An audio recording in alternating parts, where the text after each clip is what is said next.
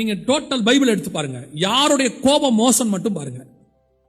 பிதாவின் கோபத்தை பத்தி பைபிள் சொல்லாது, குமாரன் கோபத்தை பத்தி தான் சொல்லும். சங்கீதம் 2 வாசிச்சு பாருங்க.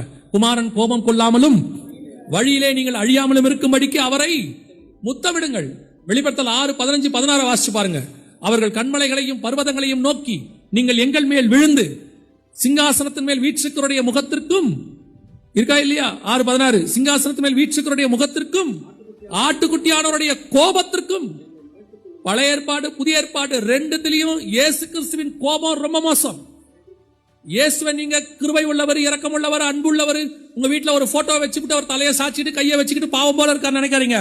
சவுக்க திருப்பினாரு, ஒரு பைய கிட்ட நிக்க முடியாது. எருசலேம் தேவாலயத்தில் சவுக்க திருப்பினாரு, ஒத்த நிக்க முடியாது. வசனம் சொல்லுது, திரும்பி வருமா இந்த தடவை சவுக்கு இல்லையாமா, பட்டயமாமா. அவர் வாயிலிருந்து கருப்புள்ள பட்டயம் புறப்பட்டது. அவ்வளவுதான்.